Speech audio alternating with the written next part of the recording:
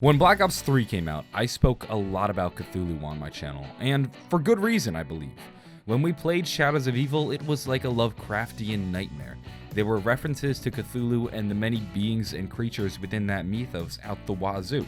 It was inescapable, so of course we had to talk about it and we had to give our opinions and theories as to why this is the case. And we expected more answers and clarification as we went on. However, the references ended with Shadows of Evil. As we continued to play through Black Ops 3 in The Giant, Der Eisendrache, Zetsubo, and so on, the references to Cthulhu and the Lovecraft mythos basically ended. And now I have a lot of people asking me, John, what was up with that? Were we just way wrong? Or is there something we just don't understand? And I'm gonna give my take on it right now. This isn't a case of theories run amok. The connections to Cthulhu and Lovecraft are definitely there. For example, look at the imagery in the map. It's littered with tentacles. In addition to that, when we open up the Pack-a-Punch, you have a giant squid devouring the sky. We also have this scrap of paper, which includes the coordinates to an island within the Federation of Micronesia, known as Pompeii. This may sound familiar to you because this is actually the location of Zetsubo no Shima. This is back when Treyarch was hinting the location of future maps. The interesting thing about Pompeii is that the coordinates also took us to a location known as Non Madal. Non Madal is a ruined city on the island, and in the Lovecraftian lore, this is actually where the sunken city of R'lyeh is, and the sunken city of R'lyeh is where Cthulhu lays dormant. So why would Treyarch set one of their maps in or near the sunken city of R'lyeh if they weren't trying to make connections to Lovecraft? We also have the story of the reporter within Shadows of Evil, who tells the story of a weird phenomenon happening in 1882 in New England. Hey, Mr. Rapp, just checking in. So I'm here, finally. Taking in the sights, sounds, and smells of Morgue City. I know you sent me here to write a piece about the city's bustling nightlife and theater scene, and the characters that inhabit it, but things are getting kind of strange. Even though no one seems to want to talk about it, something is definitely off about this city. Just last week there was a meteor shower. A freaking meteor shower. And everybody acted like it was no big thing. Then, a mold showed up. All over the city. In the dark, damp alleys, there's a strange kind of fungus growing. It looks weird and smells even weirder, but nobody really says anything. Then people started getting sick. At first it just made them delirious, confused. Then they really got sick. It was like they were wasting away.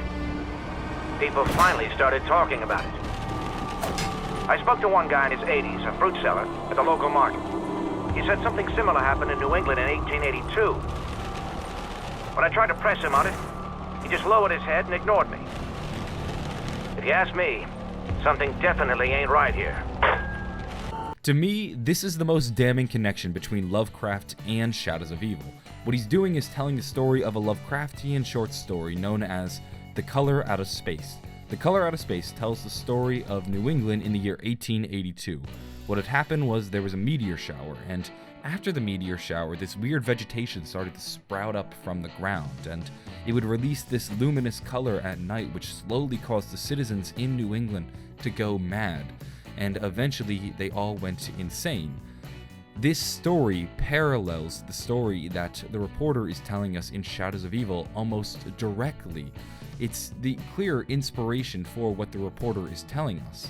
This is the most damning connection to Lovecraftian fiction because we actually have a story basically being told which is from the lore of Lovecraft. So with all these connections, the location of R'lyeh, the color out of space, all the tentacles and squids, the connections to Lovecraft are everywhere, and it made sense that we would start to explore the Lovecraft lore for answers of what these things are within our story.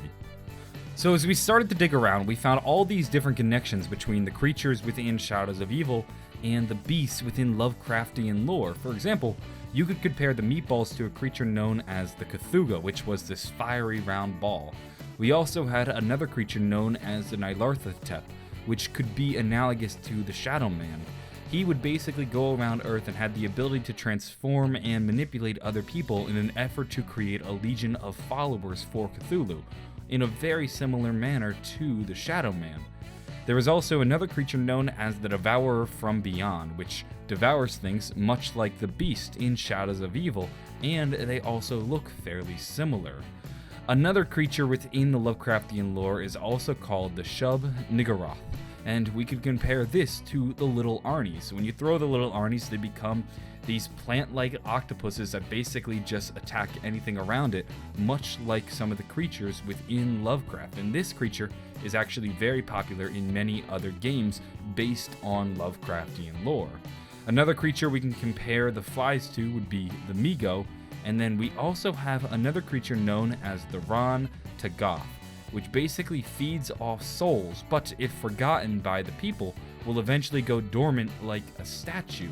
And maybe the statues that we see in Shadows of Evil, which we feed souls to in an effort to get the swords, are actually Ran Tagaths that are now frozen in time, like the actual beings within the Cthulhu mythos. So we dug around, we saw all these different connections between the beast in our games and the beast in Lovecraft.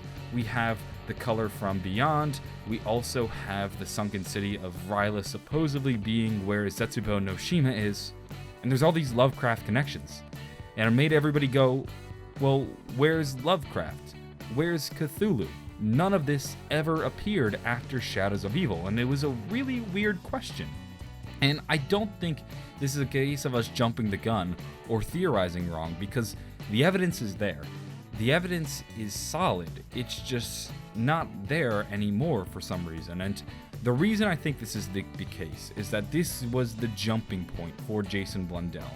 He wanted to create a villain within the zombie storyline. We never quite had a true antagonist. We've had anti-heroes such as Richtofen, but we've never had a villain, an evil force that we can say this is who we're battling against.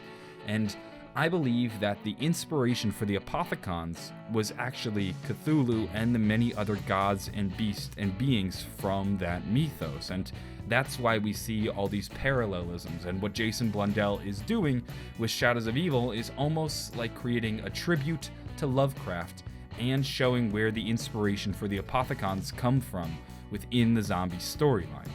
That's what I believe is going on with all these Cthulhu references. It's not that Cthulhu has been cut from the game, it's that Jason Blundell used them as a jumping point, an inspiration, and then from there ran with it to create what we know as the Apothicons. So, unfortunately, as we originally theorized, Cthulhu is not actually in the zombie storyline. He is just the inspiration for the Apothicons. That's going to wrap things up for this video. If you enjoyed it or found it interesting, maybe give it a like, possibly subscribe for more. I'm going to be continuing to cover the zombie storyline and Revelation, so if you enjoyed this video, I'm sure you'll enjoy the next one. Have a great day, and bye.